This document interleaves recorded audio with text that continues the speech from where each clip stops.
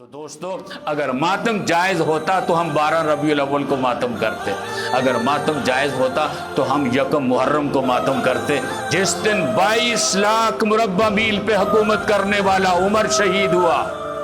وہ عمر جس کا حکم ہواؤں پہ بھی چلتا تھا، دریاؤں پہ بھی چلتا تھا، زمین پہ زلزلہ آتا تھا تو عمر کوڑا مارتے تھے، کہتے تھے اے زمین کیا عمر نے تجھ پہ ظلم کیا ہے، انصاف نہیں کیا، کیوں کانپتی ہے؟ تو زمین عمر کا کوڑا کھا کے ٹھہر جاتی تھی۔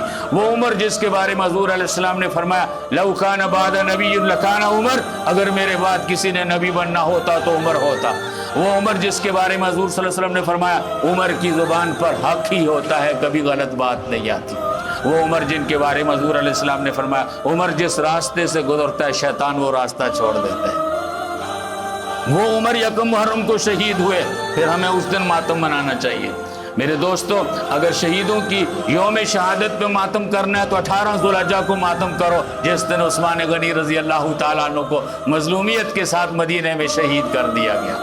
وہ مظلوم مدینہ جس نے مسجد نبوی کے لیے زمین لے کر اس کی توسیع کی، جس پر باغیوں نے نماز پر داخلہ منع کر دیا، بیر روما کا کنواں مسلمانوں کے لیے وقف کیا، اس کا پانی بند کر دیا گیا، اور حضور اکرم صلی اللہ علیہ وسلم نے جن عثمان کے بارے میں فرمایا کہ اگر میری 100 بیٹیاں ہوتی مرتی جاتی تو میں عثمان کو دیتا جاتا، جو ذی نورین کہلاتے تھے، 2 نوروں والے پیغمبر صلی اللہ علیہ وسلم کی 2 بیٹیاں جن کے عقد کے اندر آئی، اتنا عظیم انسان۔ ام المومنین حضرت عائشہ صدیقہ رضی اللہ تعالیٰ عنہ فرماتی ہے حضور اکرم صلی اللہ علیہ وسلم میرے حجرے میں میری چادر لے کر لیٹے ہوئے تھے، دروازے پہ دستک ہوئی، آپ صلی اللہ علیہ وسلم نے فرمایا عائشہ بلاؤ کون ہے؟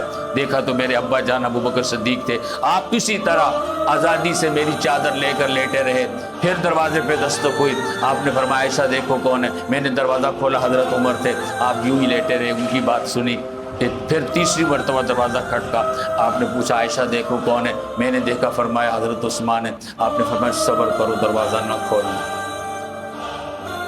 حضور صلی اللہ علیہ وسلم نے اپنے آپ کو ٹھیک کیا، میری چادر اوپر سے ہٹائی، اپنی تہبند کو ٹھیک کیا اور مجھے کہا تم اچھی طرح دوپٹہ پہن لو۔ یہ اس دور کی بات ہے جب ابھی پردے کا حکم نہیں آیا تھا، خود بھی حضور سنبھل گئے، اہتمام سے بیٹھ گئے، حضرت عائشہ کو بھی کہا اچھی طرح چادر اوڑھ لو، پھر حضرت عثمان کو کہا اندر چھوڑو۔ جب وہ کچھ بات کر کے چلے گئے میں نے پوچھا اللہ کے نبی میرے ابا جان آپ آئے، آپ میری چادر اوڑھ کر ایسے ہی لیٹے رہے، حضرت عمر آئے آپ ایسے ہی لیٹے رہے، یہ کیا بات ہے؟ جب حضرت عثمان آئے تو آپ بیٹھ گئے، آپ نے چادر ہٹائی، اپنی تہبند کو ٹھیک کیا، مجھے بھی کہا اپنے آپ کو خوب چادر میں لپیٹ لو۔ فرمایا عثمان کو بہت حیا آتی ہے، فرمایا میں کیوں نہ حیا کروں، عثمان سے تو اللہ کے فرشتے بھی حیا کرتے ہیں۔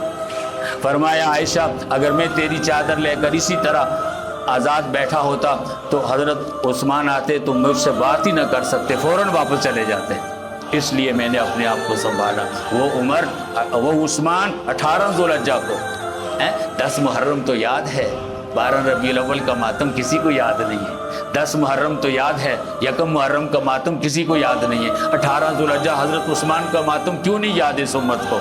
21 رمضان کو اسد اللہ شیر خدا حضرت عمر حسنین کے ابا فاطمہ کے شوہر ان کا انتقال ہوا، تو 21 رمضان کو ماتم کیوں نہیں کرتے؟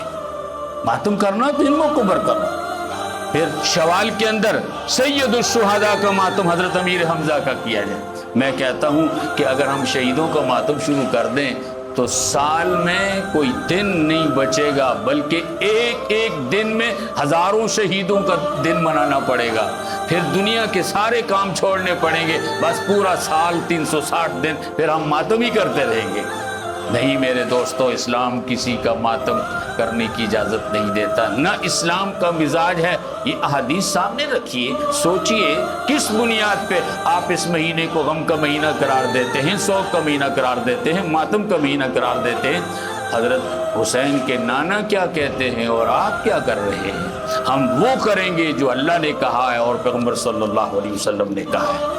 اللہ ہمارے سامنے اللہ کا حکم اور رسول اللہ صلی اللہ علیہ وسلم کی زندگی اور آپ کا نمونہ ہے۔ اللہ پاک نے قرآن میں فرمایا لَقَدْ كَانَ لَكُمْ فِي رَسُولِ اللَّهِ أُسْوَةٌ حَسَنَةٌ، تمہارے لیے اللہ کے رسول کی زندگی بہترین نمونہ ہے۔ آپ صلی اللہ علیہ وسلم کی زندگی، آپ کی تعلیمات، آپ کی ہدایات کو ہم اپنے سامنے رکھ کر زندگی گزاریں گے۔